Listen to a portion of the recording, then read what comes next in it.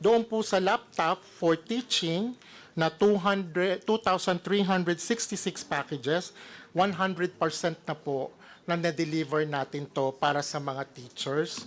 At yung pong laptops for non-teaching, na-deliver na rin po ito ng 100%. These are all accounted for the fund year of 2022.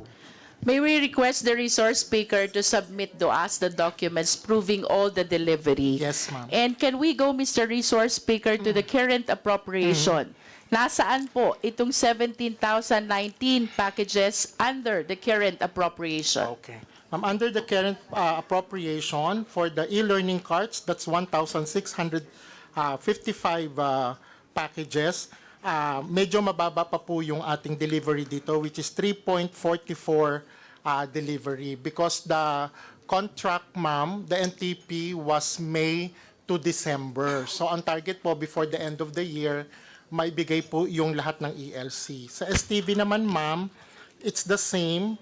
For 5,942 packages, it's 3.77% na po yung na-deliver. If I may interrupt, Madam Chair, in other words, the average percentage with respect to the delivery is 3% Yes, ma'am. out of the total number of packages. Yes, ma'am.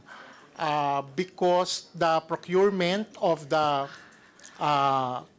current 2024 happened in January. Madam Chair, I hope that the DepEd, Mr. Resource Speaker, realizes that the specification when we talk about ICT changed so fast. Hindi ko po alam kung paano nyo i-realize ito concerning the possible significant changes already with the specs of the ICT packages for which the current appropriation is originally allocated. Thank you very much for that very good observation. Ma'am, all our packages from e-learning card to STV, laptop for teachers, and laptop for non-teaching are duly vetted and cleared from the Department of Information, Communication, and Technology.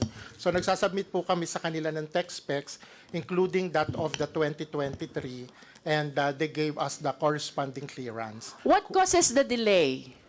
Ma'am, Or should I say, who causes the delay? Ma'am, hindi naman. Ma'am, kasi yun nga pong 2024, yung current fund. Siyempre po, nagsimula po kami ng procurement ng January. No, So, this is 2023 budget. the 2023 budget. Ma'am, Current appropriation pertains to 2023 current appropriation. Yes, ma'am. Ma'am, yun nga po, if I may backtrack a bit, kasi po noong 2023, when we first came in, yung new breed of leaders, hindi pa po nagagalaw yung 2022. So naging priority po muna yon noong 2023. I will go back to my question, Madam Chair.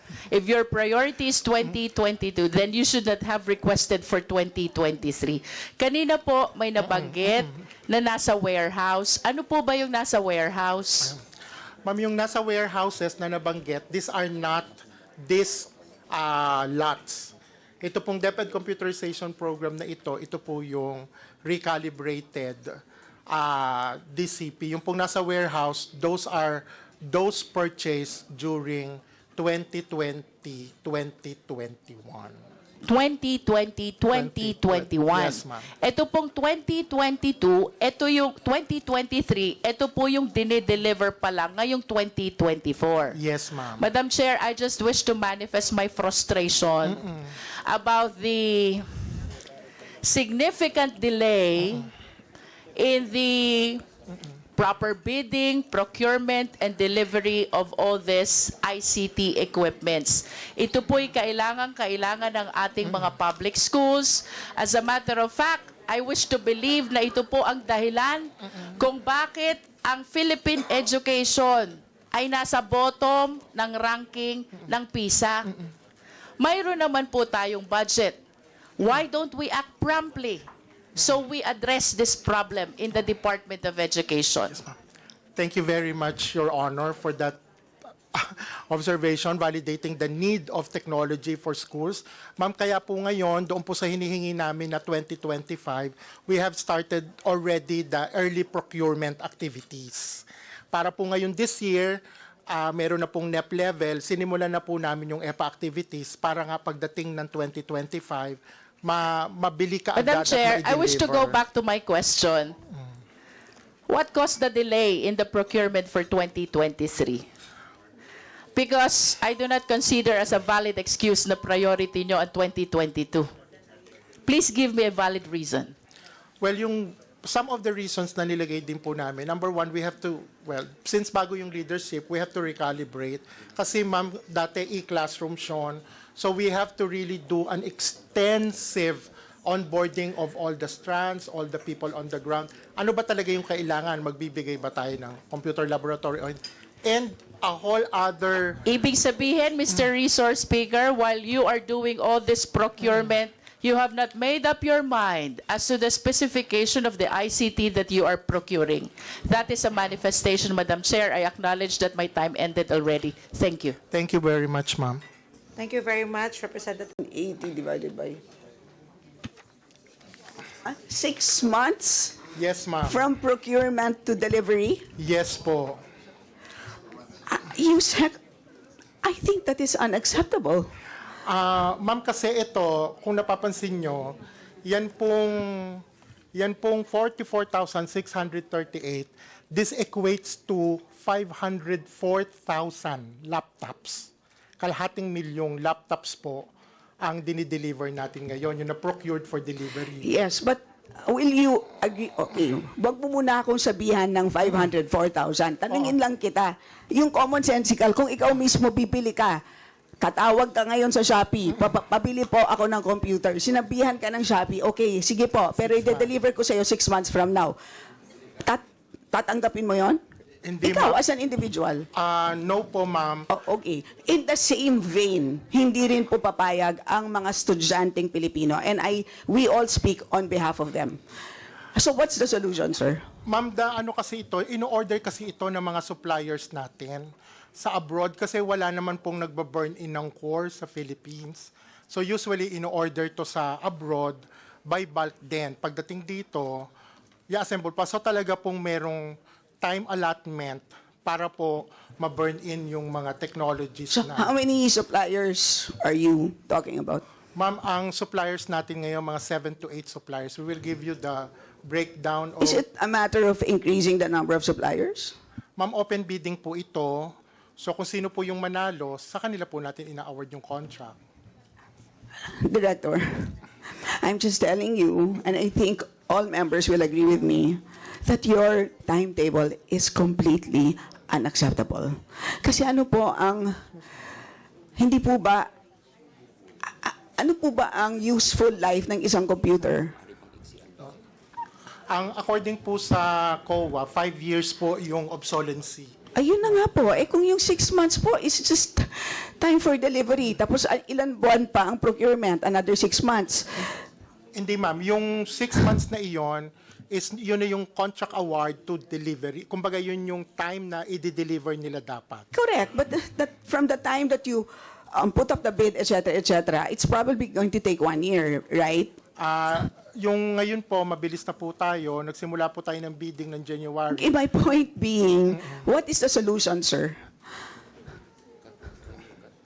We need to do early procurement, Madam Chair. I think itong ginawa nila na pagpapasok na tsaka nag-procure, medyo dapat... Baka, sir, hindi kaya agahan. pwedeng i-decentralize na lang to how That many is also RD, something. how many regional offices do you have, in which case that will 17.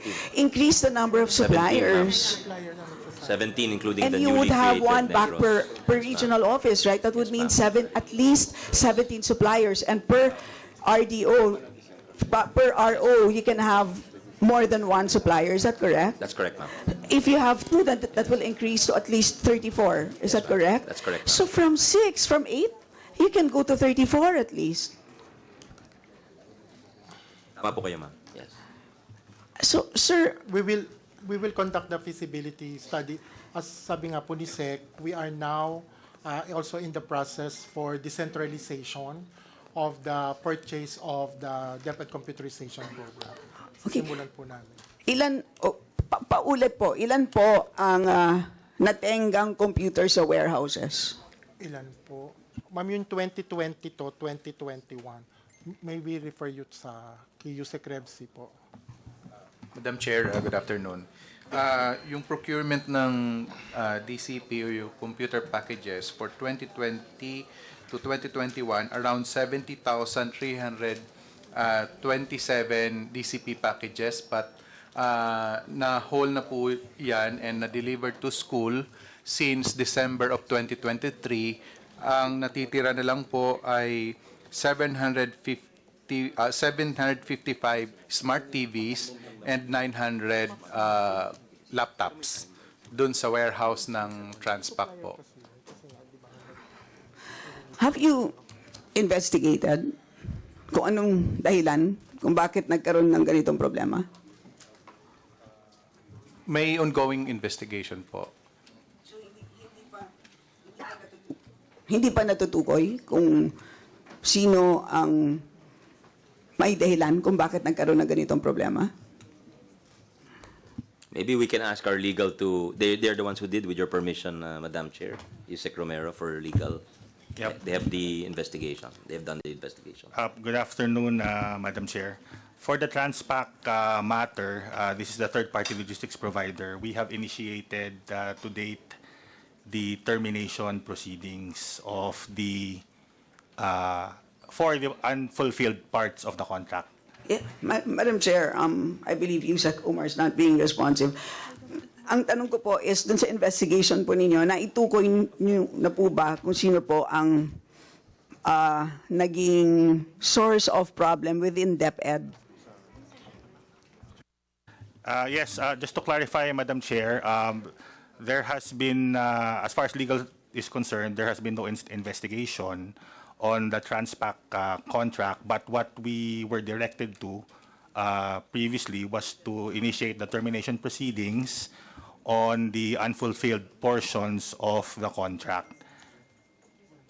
So, tingin ko, Sec, of course, termination is one thing, pero sa tingin ko, investigation is another thing. Somebody has to be accountable for this. I think it's a very big problem. Somebody has to be accountable. And sa katunayan, kanina pa namin tinitignan ng numero. So merong 8 billion for 2024 appropriated for computers. Meron kayong 12 billion na hinihingi for next year.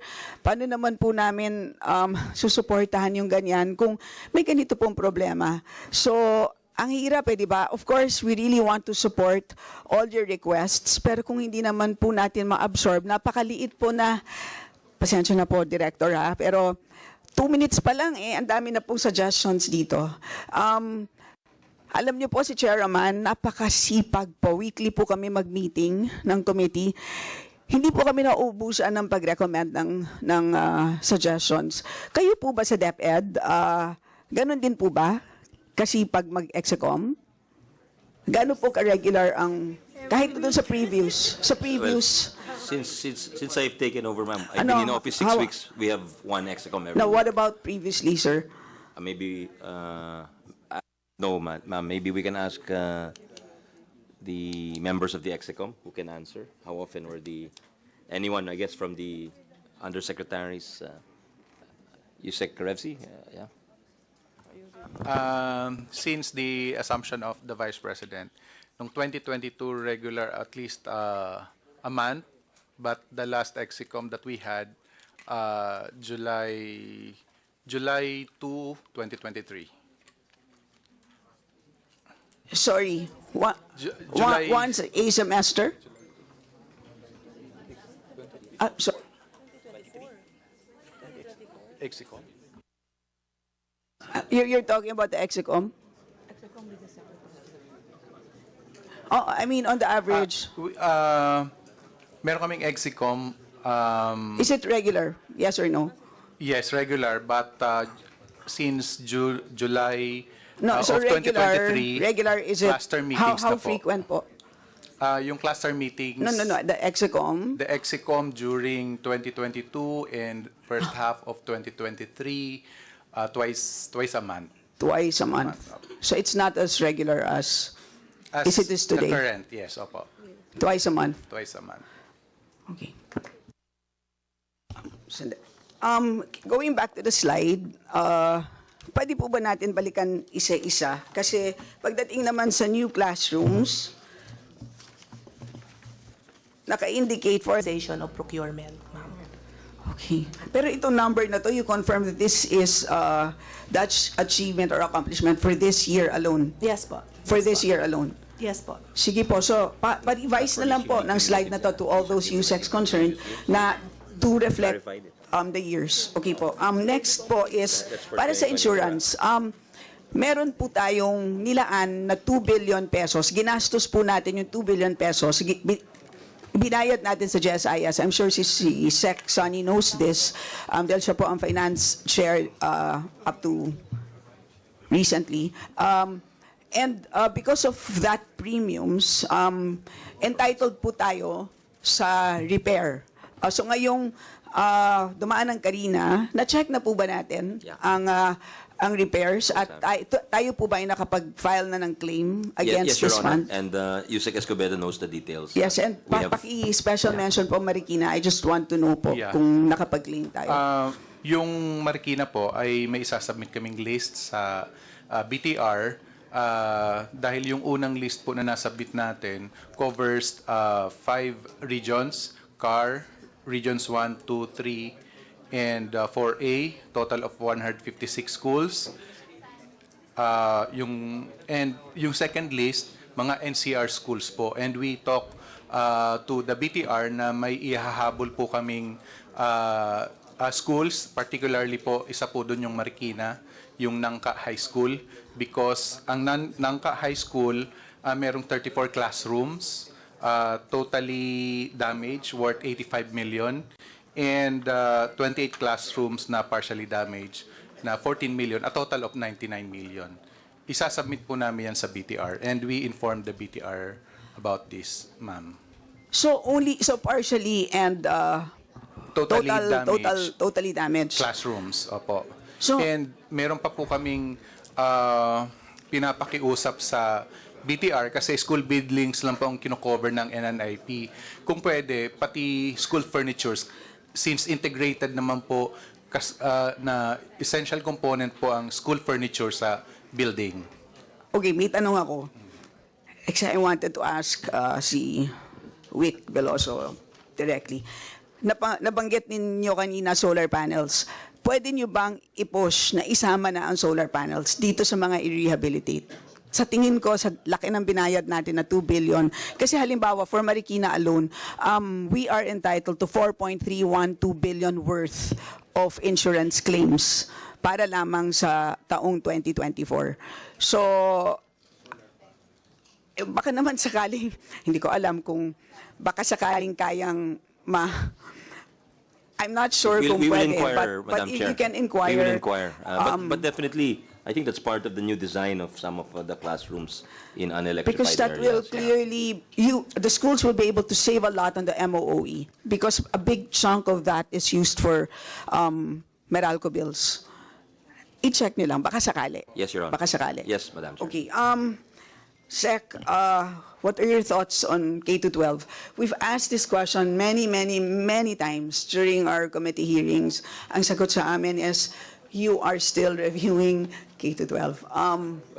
It's sad, Sec, that we rolled it out without a proper impact evaluation, unlike 4Ps, which we did that properly. Ito, nagmadali, pinasok natin. You showed the slide earlier, only 20% of senior high school students are now working. Of course, we don't know ilan ba talaga ang nag-take ng TVL among senior high school students, but I think a big chunk of SHS students took TVL. I'm not sure. I think maybe half. So, if half is the base, marami pa rin ang hindi nakahanap ng trabaho. So, anong thoughts ninyo dito? Ako, offhand,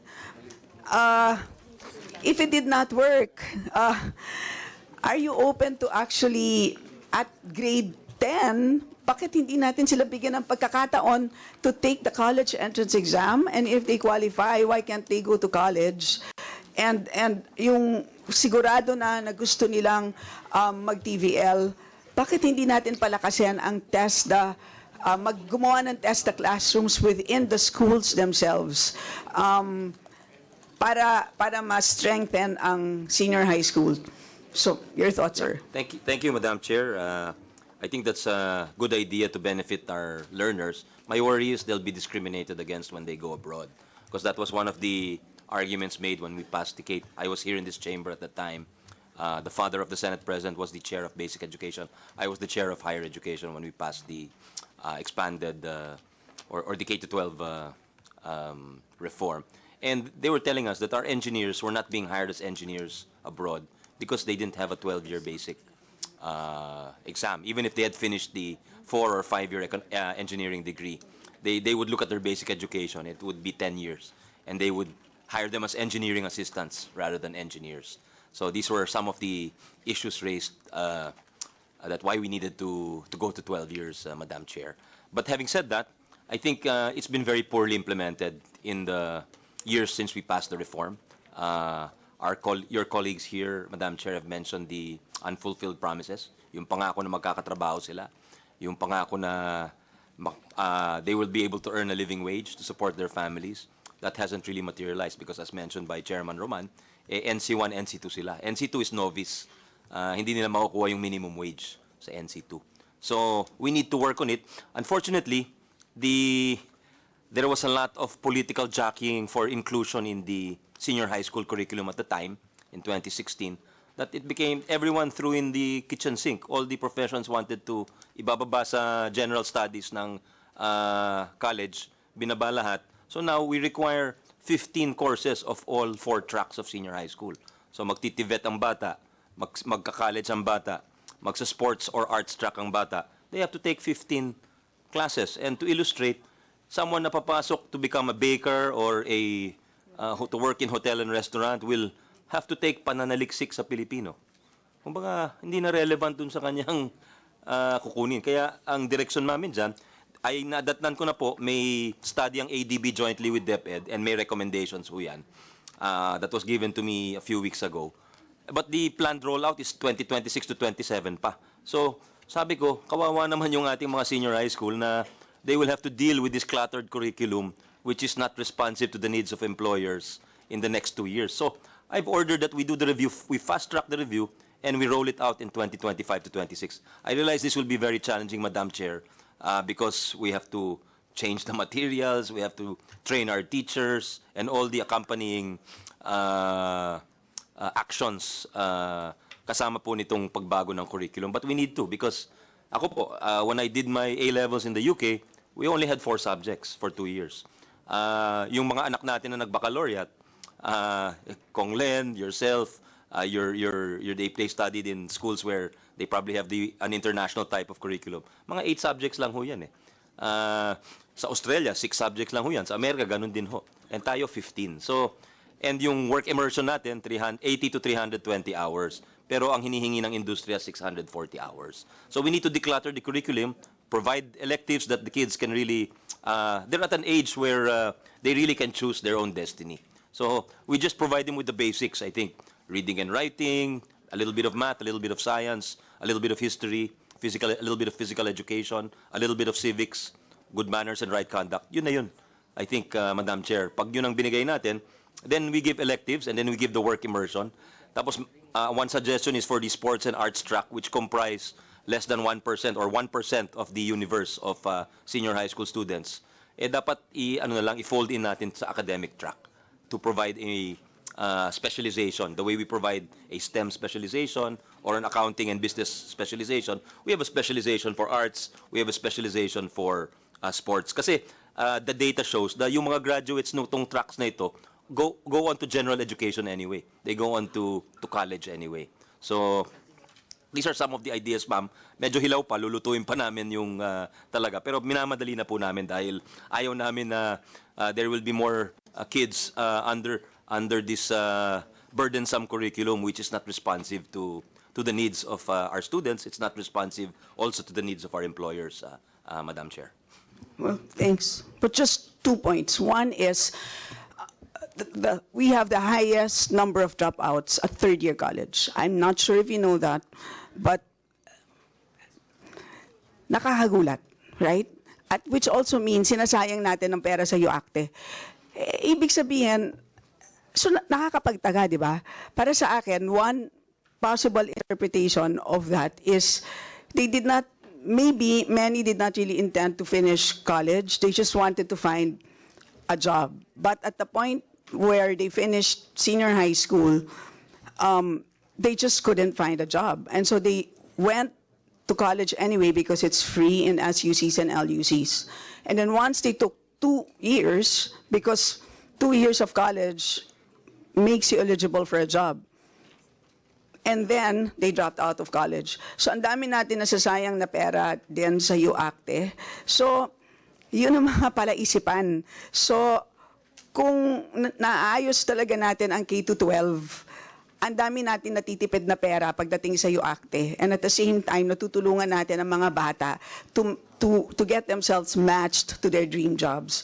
So, yun po. And at the same time po, yung kulang sa years of schooling, palagay ko, if we are able to improve our quality tremendously, tingin ko makikita yon ng lahat ng industriya sa buong mundo. And you don't even have to justify why you're only in school for X number of years. If ang PISA rankings natin napakataas, we will not even question why we only have that number of years in school. Next question po is sa SPED, are we still going to insist upon our ILRC, which, to be honest with you, I'm not sure if it works, because in Marikina, I've not seen an ILRC. Meanwhile, ang dami-dami pong SPED na kabataan na talagang nangangailangan talaga ng interventions na totoo. Pasensya na po ha, but it's they don't get properly assessed. Assessment na lang hindi na kayang i-provide. And yun po, wala talaga silang mapuntahan. Ang dami pong PhilHealth benefits. Yung Z-benefit, there's a Z-benefit package amounting to 50,000 pesos under PhilHealth, but that is hardly used. So yun po, ang daming pera ng gobyerno. Bakit pa tayo gumagawa ng ILRC na hindi ko maintindihan kung ano yun, na hindi naman yata kayang ma-implement? Yeah, thank you for the question, Madam Chair. The ILRC is mandated by the Inclusive Education Law that we convert the existing SPEDs or Special Education Centers, ma'am. The idea there is that the ILRC acts like a sort of like a fulcrum or to serve a large area. Parang in the way the library hub is also meant to serve the schools within a certain area. So they have complete facilities, complete services. But of course, on the ground, hindi talaga nagkukulang ho talaga dahil kulang tayo ng mga professional, special education professionals. We cannot even diagnose correctly because of the lack of development pediatricians, Madam Chair. This is not exclusive to the public school sector, but it's a private sector. Some of our children had to wait a year, 2 years to get an appointment with the development pediatrician. So again, just like this is one where we need to coordinate with, just like the issue of the guidance counselors, of the science teachers, we have to coordinate with the other education bodies like CHED, so that we give scholarships to the badly needed professions and courses or studies that are needed in our school system, Madam Chair. So it's going to be as is. No, we're not going to. We're open, ma'am, to any suggestions. We have to do that, the conversion of the ILRCs, because it is a provision of law under the Yes. Inclusive Education Act. But we're open to any I'm just suggestions or innovations from the body, Your Honor. But Madam Chair, well, we don't have one in Marikina that works. I'm just saying that meanwhile, ang dami talagang nangangailangan na SPED. And we also have private therapy centers, small ones, and they all come to me, ask for help. The only thing that I can provide is like the SWD assistance, etc., which is kulang talaga. Meanwhile, there's this huge fund called PhilHealth, and they have Z-benefit packages, but then amounting to 50,000 a year per head, which is hardly tapped because for lack of coordination. So I think that's something that whoever is assigned, kung pwede sana, kausapin nyo, that's a lot of, I mean, there's a lot on my plate. I can do it, but may trabaho din